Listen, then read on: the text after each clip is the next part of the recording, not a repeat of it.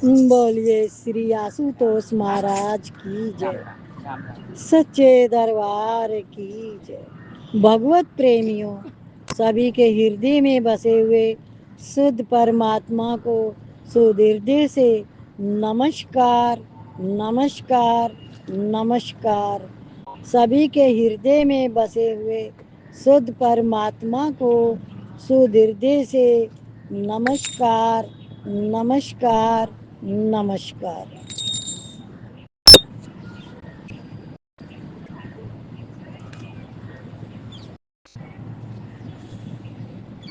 अपने अनुभव का आदर। जो भी वाणी आती है उसको पूरी समझ से समझना, खाली सुनना नहीं है, क्या समझना है। हर शब्द का बहुत गहरा मतलब है। अपने अनुभव का आदर, क्या एक बहुत सीधी सरल और सबके अनुभव की बात है। केवल उसका आदर करना है, उसको महत्व देना है, उसको कीमती समझना है। जिस तरह आपने रुपया, सोना चांदी, हीरा पन्ना आदि को कीमती समझ रखा है, इस तरह इस बात को कीमती समझो, इसको महत्व दो, तो अभी इसी क्षण उद्धार हो जाए। इसको महत्व नहीं देते, इसी कारण से बंधन हो रहा है और कोई कारण नहीं है। रुपए तो किसी के पास है और किसी के पास नहीं, पर ये बात सबके पास है। कोई भी इससे रहित नहीं है, परंतु इस बात को महत्व न देने से इसका अनुभव नहीं हो रहा है। लाली लाली सब कहे, सबके पल्ले लाल, गांठ खोल देखे नहीं, ताते फिरे कंगाल। सबके अंदर ब्रह्म सत्य, आत्म तत्व की प्राप्ति है, ईश्वर का अंश है, पर फिर भी आवरण के कारण इस देह में आके अपने आप को गंदा मंदा पापी पुण्य ये बना रखा है। अब देखो, कुंभ 12 बरस में आया है, इसका बहुत बड़ा महत्व है। सब नहाने आते हैं, और जो साधु सन्यासी नागा साधु है, जो पहले झगड़े झमेले होते थे नहाने के लिए पहले, इस समय घाट इतने सारे बना दिए, सबके अलग अलग घाट बना रखे हैं कि नहाने के लिए जिसको पहले आना है वो अपने घाट पे जाए और नहाए। लड़ाई झगड़े झमेले का कोई कारण नहीं, 17 घाट बना रखे हैं। तो इसलिए योगी ने बहुत साधन बनाया। अभी हम कहें कि गंगा नहाने से, कुंभ में नहाने से सारे पाप धुल जाएंगे, तो वो सारे पाप आपके हृदय में थे क्या जो धोने गए वहां पे हैं? तो यदि हमारे अंदर पाप है तो हम ऐसा सोचते हैं, और पाप नहीं है तो हम कुंभ में नहा के आए चाहे न नहा के आए, हमारे यहाँ तो रोज ही स्नान गंगा जल से ही होता है। क्या नल में पानी कहाँ से आता है? गंगा जल से। तो हम तो रोज ही गंगा जल से नहाते हैं। इसलिए कुंभ में जाना यानी साधु संतों का दर्शन करना और गंगा में उनके नहाए हुए पानी से स्नान करना। महत्व किसको दिया कि जो पुण्य आत्माएं वहां पर आएंगी, भक्त वाले आत्मा वहां पर आएंगी, उनके दर्शन होना कुंभ का इसलिए महत्व बड़ा है। और उस गंगा में साधु संत नहाएंगे तो उस गंगा का स्नान महत्व हो गया, इसलिए कुंभ को बड़ा कहा गया है। हर चीज को समझो कि उसको बड़ा क्यों कहा गया, उसको महत्व क्यों दिया गया। आपके अंदर भी वो पावर है, आप भी खूब भक्ति कर सकते हो, परमात्मा को पा सकते हो। तो इसी तरह जो भगवान को चाहता है, तो इसमें बताया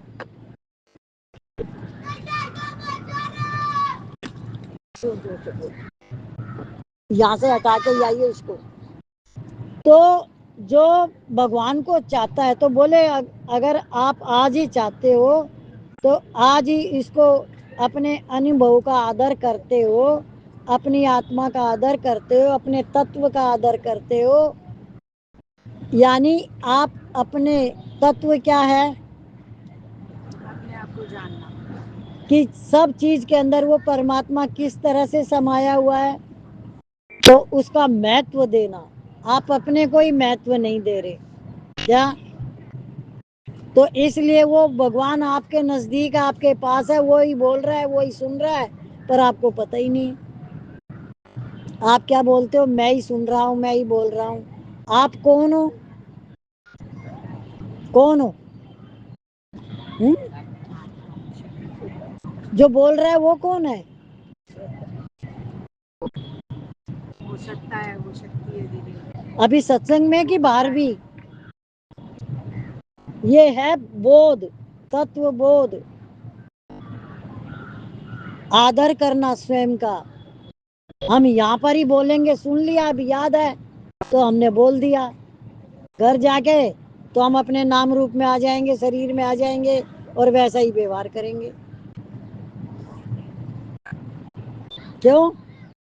क्यों? हमने एक चोला पहन रखा है। सत्संग में अलग बात, घर में अलग बात। यदि हमारे अंदर परिवर्तन हो गया तो वो सब जगह रहेगा। उसके अंदर दो पार्ट नहीं होते, वो एक ही होता है। सत्संग में भी वही वृत्तियां रहेंगी, घर में भी वही वृत्तियां रहेंगी। तो इसलिए अपने तत्व का आदर करें, अपने आप का आदर करें, अपने आप को, तत्व को जाने। वह गांठ खुलने की बात बताता हूँ जो संत महात्माओं से सुनी है, पुस्तकों में पढ़ी है, वही बात कहता हूँ। एकदम सच्ची बात है। स्तुति, युक्ति और अनुभूति, ये तीन प्रणाम मुख माने गए हैं। अभी मैं जो बात कहने जा रहा हूँ वह स्तुति शास्त्र सम्मत, युक्ति संगत और अनुभव सिद्ध है। आप लोगों ने महाराज जी का पंडाल लगा हुआ है वहां देखा? मेले में, कुंभ में क्या देखते हो? सारे दिन घर में क्या करते हो? पहले बताओ क्या करते हो? किस चीज में मन लगता है घर के अंदर? क्या आ रहा? कहीं पर भी नहीं है। जिसका देखने का भाव होता है, जिसकी जैसी वृत्तियां, उसके सामने वो चीज प्रकट होती है। यही तो आज सत्संग चल रहा है आज का। अगर आई हुई चीज तो देखते ही आ रहे हैं, पर हम अपने आप से क्या प्रकट कर रहे हैं? हमारा मन कहाँ है, तो वो आपको पता चल जाएगा। अब जब भी मैं YouTube खोलती हूँ महाराज जी का वही आता है हमेशा, क्योंकि मैंने महाराज जी का फिट किया हुआ है YouTube में, तो वो आता है। उस सत्संग को भी सुनती हूँ, भजन को भी सुनती हूँ वहां पे। तो ये जो हमारी जो अनुभूति है वो महत्व की है, कि हम किसको महत्व दे रहे हैं, किसको आदर दे रहे हैं, किसको सम्मान दे रहे हैं, किसको दे रहे हैं। सब अपना अपना अनुभव बता सकते हो। चुप रहो तो ये चालू रहता है, इसलिए पूछा जाए तो तुरंत बता सकते हो। तो अपना बताओ कि आप किसको महत्व देते हो। देना नहीं है, देते किसको? देना नहीं है, ये भी अपने आप को ही महत्व देते हैं। जो अपने आप को महत्व देगा उसको तत्व बोध की प्राप्ति जरूर होगी, और इसी जन्म में होती है, मानुष जन्म में। और आपको इस बात का ध्यान रखना चाहिए। जैसे पारस के पास लोहा टच कर जाएगा तो वो सोना बन जाएगा, इसी तरह आप अपने आप से टच हो जाओगे स्वयं से तो आप भी वो आत्मा बन जाओगे, क्योंकि आप हो। जीव पद पे मन बुद्धि चित्त अहंकार, ये जीव है, ये पिंजरे में है, इस शरीर में कैद है, इसको मुक्ति दिलानी है। इसको मुक्ति दिलाने के लिए यही तो जन्म मरण में आता है। इसको मुक्ति कैसे मिलेगी? जब आप अपने आप को महत्व दोगे, संसार को महत्व नहीं दोगे, फिर आपको समझ में आएगी संसार है ही कहाँ। सच्चिदानंद ईश्वरीय सृष्टि है ये। किसकी सृष्टि है? ईश्वर की सृष्टि है। आप जैसी रचना करते हो वैसा संसार है, और वो आपके जैसा सब नहीं करते। वो दूसरा अपने तरीके का करता है, तीसरा अपने तरीके का करता है। तो क्या इतने सारे संसार है? अलग अलग स्वभाव संस्कार है, तो वो जिसका जैसा स्वभाव संस्कार है वैसा ही उसका संसार है, और उसमें से उसको निकलना आ गया तो आज ही उसको तत्व की प्राप्ति हो जाएगी। आप अपने को मानते हैं कि मैं वही हूँ जो बचपन में था, अर्थात बालपन में था, जो था वही आज हूँ और मरने तक मैं वही रहूँगा। शास्त्र संत अपनी संस्कृति के अनुसार आप ऐसा भी मानते हैं कि पहले जन्मों में भी मैं था और इसके बाद भी अगर मेरे जन्म होंगे तो मैं रहूँगा। बालकपन भी अभी नहीं है और मृत्यु का समय भी अभी नहीं है, पहले के जन्म भी अभी नहीं है और आगे के जन्म भी नहीं है, परंतु मैं अभी हूँ। तात्पर्य ये हुआ कि मैं नित्य निरंतर हूँ और शरीर बदलते हैं, शरीरों के बदलने पर भी मैं किंचिन मात्र भी नहीं बदलता। यदि परमात्मा ने ऐसा सिस्टम बनाया हुआ होता कि हमें पिछला जन्म याद रहे तो आत्मा के अंदर वो सारा प्रकट हो जाता। जैसे हम बचपन को अभी याद कर सकते हैं, ध्यान कर सकते हैं, ऐसे। पर वो ध्यान कैसे हो रहा है, ये बात विशेष है। कैसे ध्यान हो रहा है? जैसे आप शीशे में खड़े होकर अपनी शक्ल देख रहे हो, क्या कैसे ध्यान हो रहा है? क्या सच है ये बात? आप ऐसे ही अनुभूति करते हो ना बचपन की, अब वो फोटो ऐसे ही देखते हो, ऐसे ही ध्यान करते हो जैसे शीशे में फोटो देख रहे हैं। उसका कोई मतलब है? आईने में कोई फोटो है? आप अब खड़े हुए तो आप दिख रहे हो, नहीं खड़े हुए तो नहीं हो। तो आप उसको बचपन को क्यों घसीट के ला रहे हो? जवानी को क्यों घसीट के ला रहे हो? वृद्ध अवस्था को क्यों अपने आप मान रहे हो कि ये वृद्ध है, ये जवान है, ये बूढ़ा है, ये बालक है? जैसी स्थिति है वैसी में फिट हो जाओ और अपने आप को सम्मान दो। किसको सम्मान दो? अपने आप का आदर करो। जब तक आप वैरागी नहीं बनोगे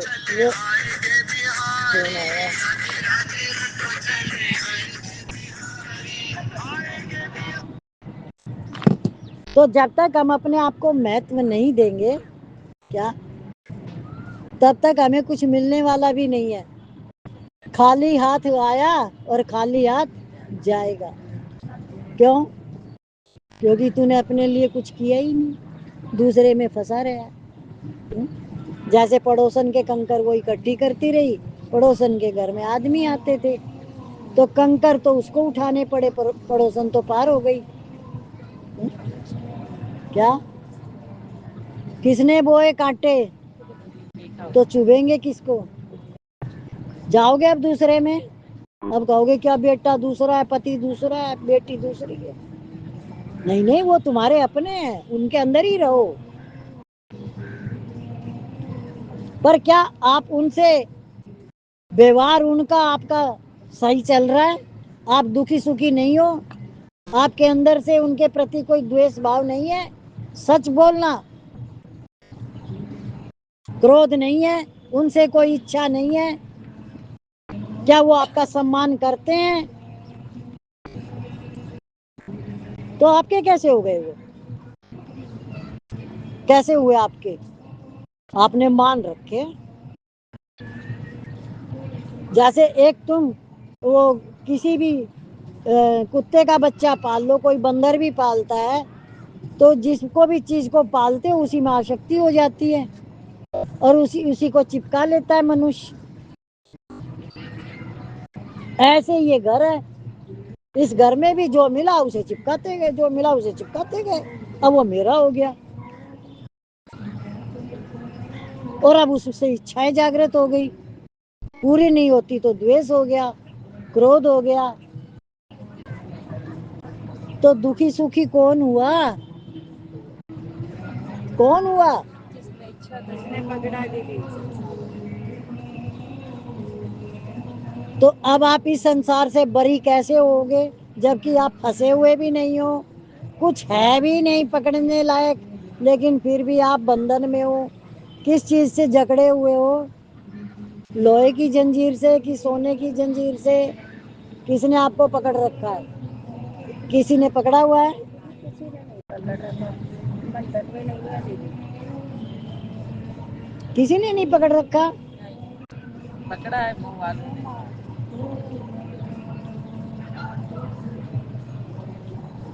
वो उनसे पूछ के देखो तुमने पकड़ रखा है क्या? उन्होंने नहीं पकड़ा, हमने। तो उन्होंने कहाँ पकड़ा? फिर ऐसे क्यों कहा मुंह वालों ने पकड़ रखा है? हमने ही मुंह कर रखा है, नहीं पकड़ रखा मन से। तो क्या आपका सत्संग से इतना ही लगाव है कि वो मोह अभी तक नहीं छूट रहा? छूटा है दीदी। कितना छूटा कि अभी तक है? तो जो है तो छूटा नहीं। परमार्थ में दो ही बातें होती है, या तो संसार में रहो या तो भगवान में रहो। गुरु के यहाँ समर्पण होता है ना, या तो जो कुछ है लेके उसके पास चले जाओ, जो कुछ नहीं है तो हाथ ऊपर करके उसके पास चले जाओ। क्या ऐसे ही होता है ये संसार का? अगर आप आधे संसार में लटक रहे हो, आधे भगवान में लटक रहे हो, तो ना इधर के हो ना इधर के हो। क्या ये बात समझ में आ गई? हाँ। तो जब तक आके एक तरफ नहीं होगे तो आपको वो आनंद और शांति मिलने वाली नहीं है जिसकी रोज आप चर्चा सुनते हो, जो वाणी सुनते हो। क्योंकि वो तो जब पात्र आपका साफ होगा तो वहीं पर ही तो आपको अमृत मिलेगा, है? क्योंकि अमृत तो आपके अंदर है। अमृत अमृत है हमारे अंदर। और जो समझदार है वो उसको पीता है। क्या अगर आपकी सही सोच है तो आप सबसे प्रेम करोगे, सबको देख के खुश हो जाओगे।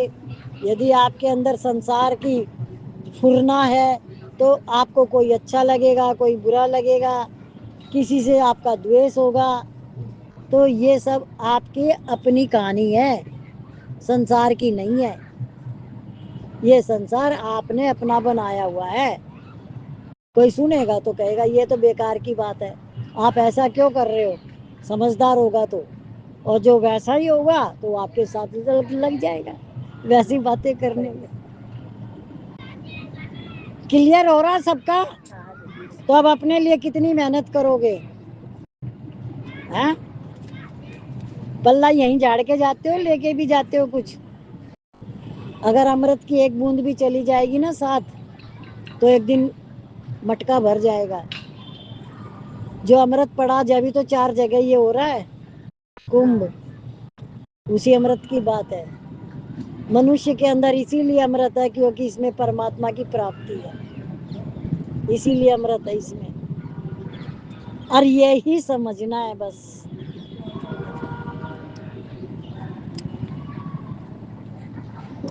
शरीर तो प्रतिक्षण बदलते रहते हैं, एक क्षण भी ऐसा नहीं जिसमें ये ना बदलते हो, परंतु इनमें रहने वाला मैं स्वरूप अनंत युग अनंत ब्रह्म भी बीतने पर भी कभी बदलता नहीं। अतः बदलने वाले शरीर और न बदलने वाले अपने आप को मिलाए नहीं, प्रत्युत अलग अलग कर ले, बस इतना ही काम है। जब इन दोनों को मिलाकर देखते हैं तब अज्ञान हो जाता है, और जब इनको अलग अलग देखते हैं तब ज्ञान हो जाता है। देखो एकदम आपको बिल्कुल ही विषय विकारों से आपको कैसे एकदम शांति हो जाए, कैसे समझ में आ जाए। आप 3-4 बातों को बहुत गहराई से एकांत में बैठ के सोचो कि जब बचपन में मुझे अपने माँ बाप और अपने भाई बहन कितने प्रिय थे, कितने प्रिय थे, कैसे चिपकाया रखा एक दूसरे को सबने। फिर शादी हुई तो ससुराल वालों के साथ वैसे हो गया, किसी से द्वेष, किसी से प्रेम। वो घर अपना हो गया, वो घर ही अपना नहीं रहा, पड़ोसी से भी बेकार कर दिया उस घर को। जिसमें पैदा हुए पले इतने बड़े हुए, और अब वो तो घर ही नहीं रहा हमारा। हमने तो उसको उसको अपना घर ही मानना छोड़ दिया। छोड़ दिया कि नहीं छोड़ दिया? अब और आगे बढ़ो। अब आप 5-7 बहन भाई हो ससुराल में, तो आपने सास ससुर का भी घर छोड़ दिया, एक अपना घर बना लिया। क्या अब आप उस घर में चिपक गए? अब फिर आपके बच्चों की शादी हो गई तो अब आपका बेटा भी अलग रहने लग गया या आपके साथ रहने लग गया, साथ में रहते हुए भी आप उसके साथ चू चू चू चू हैं।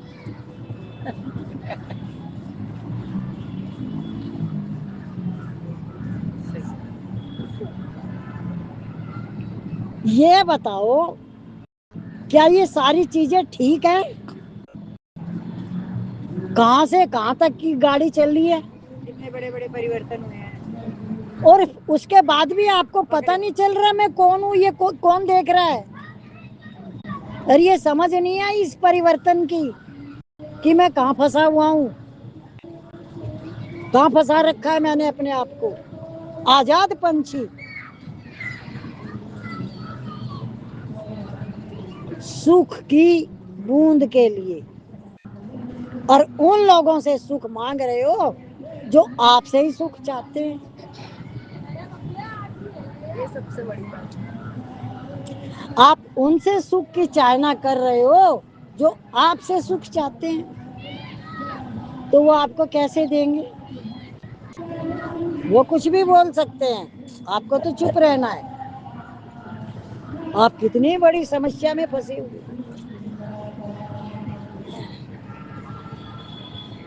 किस में फंस गए? कौन से? अपने बनाए जाल में। और वो जाला काटना क्यों नहीं आ रहा? उसमें सुख ढूंढ रहे हो अभी भी। मिलेगा, मिलेगा। ये दृष्टि अगर खुल जाए कि जिन लोगों से मैं सुख, अगर एक बार भी आप अपने अंदर जाके गहराई में और वो सारा वातावरण पढ़ लें तो आपको सारी सच्चाई आगे आ जाएगी कि कहाँ मैं फंसी हुई हूँ। और जिस दिन समझ में आ जाएगी उस दिन वो सब बहुत अच्छे लगेंगे, खूब अच्छे लगेंगे, क्योंकि उनका दोस्त तो है ही नहीं। क्या उनका दोस्त? गलती किसकी? आप क्या क्या बन गए, क्या क्या रिश्ता बना लिया सबसे जबरदस्ती। शरीर के नाम रूप है, आप कैसे हो गए? ये परिवर्तनशील है, ये नश्वर है, फिर भी इसमें घुस गए। क्या ये गलती समझ में आ गई? तो इसमें से बाहर कैसे निकलोगे शरीर में से? आनंद और शांति की जिस दिन अनुभूति हो जाए, समझना कि बंधन मैंने काट लिए, वो थे ही नहीं। जब आपको प्रेम करना आ जाएगा तो ये पूरा संसार आपका हो जाएगा और चारों तरफ आनंद और शांति शांति। इतनी जैसे ठंडी हवा कैसे लगती है पसीने में, और प्यास लगने पे ठंडा पानी कैसे लगता है, आपको वैसा का वैसा लगेगा सब कुछ। तो इस गलती का सुधार कैसे होगा? आपको पहचान अपनी बेड़ियों को खोलना है। बोलिए श्री सतगुरु महाराज की जय, सच्चे दरबार की जय। सब तालियां भी बजाना, भजन भी बोलना। नमो नमो गुरु को नमो, नमो हजारों बार। नमो नमो गुरु को नमो, नमो हजारों बार। गुरु को पाए जो लगे, पाए यानी पाँव, पाए जो लगे उतरे भव से पार, उतरे भव से पार। नमो नमो गुरुदेव नमो, नमो हजारों बार। गुरु मात पिता है, गुरु पिता है, गुरु प्रभु समान। गुरु मात गुरु पिता, गुरु है प्रभु समान। गुरु भक्ति से होता है मनुष्य का कल्याण, गुरु भक्ति से होता है मनुष्य का कल्याण। नमो नमो गुरु को नमो, नमो हजारों बार। नमो नमो गुरु को नमो, नमो हजारों बार। गुरु ब्रह्मा गुरु विष्णु, गुरु ब्रह्मा गुरु विष्णु शिवो, गुरुदेवों के देव। गुरु ब्रह्मा गुरु विष्णु शिवो, गुरुदेवों के देव। 84 से मुक्ति होवे, करे गुरु की सेवा। 84 से मुक्ति होवे, करे जो गुरु की सेवा। नमो नमो गुरु को नमो, नमो नमो गुरु को नमो। भक्ति सेवा भाव से करे जो गुरु को याद। भक्ति सेवा भाव से करे जो गुरु को याद। जन्म मरण की कैद से हो जाए आजाद। जन्म मरण की कैद से हो जाए आजाद। नमो नमो गुरु को नमो, नमो हजारों बार। नमो नमो गुरु को नमो, नमो हजारों बार।